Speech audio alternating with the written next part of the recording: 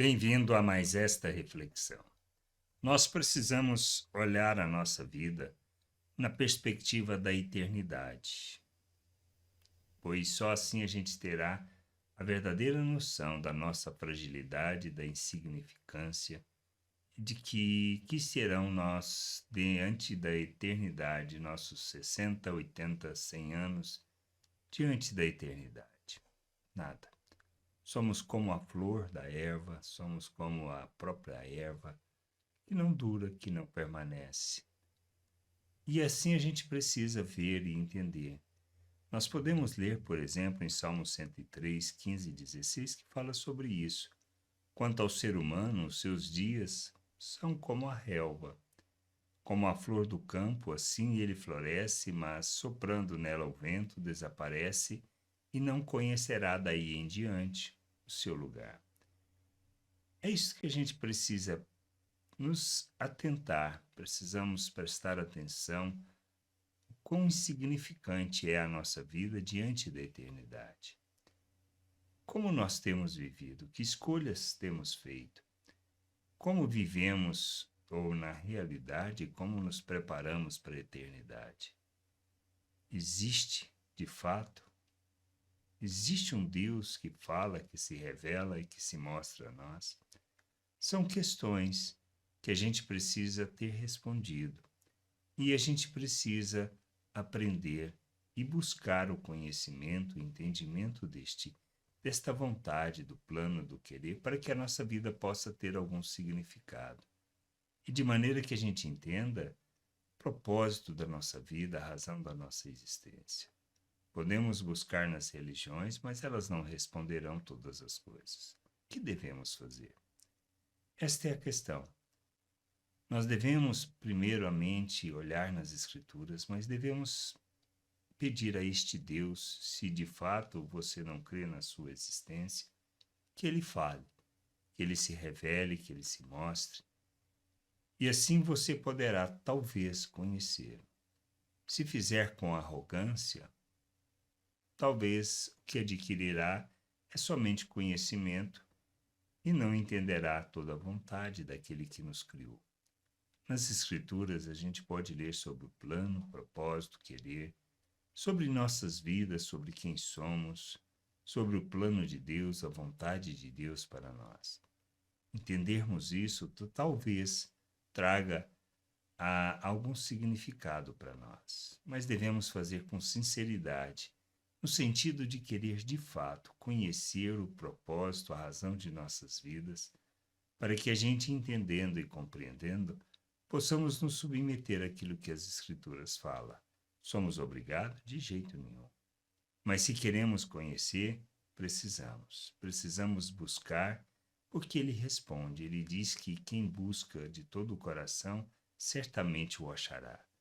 E é esta questão que a gente precisa levar em conta quando a gente lê as Escrituras. Se for simplesmente para conhecimento, para atrapalhar ou criticar a religião, nós talvez conseguiremos e teremos sucesso nisso.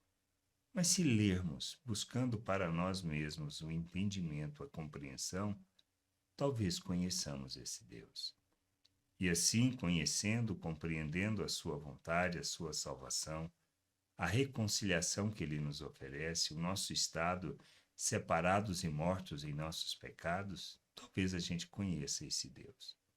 Mas precisamos buscar com sinceridade, de querer conhecer e compreender a sua vontade. Caso contrário, não andaremos, não nos moveremos na direção que Ele tem para nós.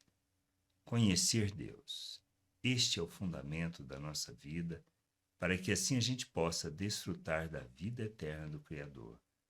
Não simplesmente aqui, nesses dias que são tão poucos, mas para que a gente possa desfrutá-lo na eternidade, segundo a sua vontade, segundo o seu plano.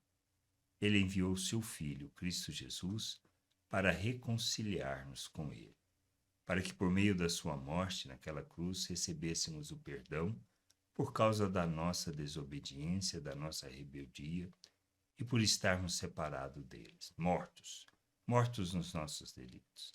Cristo morreu para que nós pudéssemos receber o perdão e ressuscitou para que nós pudéssemos ter vida, sermos justificados. Nós fomos feito um novo ser, uma nova criatura, renovados. Um novo ser, feitos à imagem de Cristo, colocados na presença de Deus, para que na sua presença nós andemos. Por isso a gente precisa entender e buscar o plano e o propósito de Deus para as nossas vidas, pois Ele nos criou para revelar a sua glória, para tornar-nos este Deus invisível visível diante das pessoas. Não somos chamados para viver uma religião, mas para conhecer a Deus, conhecer da sua vontade e viver a sua vontade. É assim que andaremos na vontade do Pai, seremos instrumento de justiça e expressão dessa graça maravilhosa revelada por meio de Cristo Jesus. Santificamos para revelar o nosso Deus, para apresentar, para mostrar o nosso Deus às pessoas. É assim a vida cristã, este é o propósito de Deus para nós. Ele nos criou para sermos para a sua glória, para revelarmos a sua glória e para andarmos diante da sua presença. Não na nossa natureza humana má, que na realidade revela simplesmente, o diabo revela simplesmente o quão mal nós somos e o quão insignificante é a nossa vida diante da eternidade. Por isso, como a flor do campo, assim florescemos, mas soprando o vento, perdemos toda a razão da nossa existência, o significado e a brevidade da vida. Que a gente possa entender e buscar do Senhor a compreensão e buscar o entendimento do que é viver segundo aquilo que Ele planejou para nós. Que a gente possa buscar de coração sincero para conhecer, compreender e andarmos na sua vontade. Graça e paz sobre a tua vida. Amém.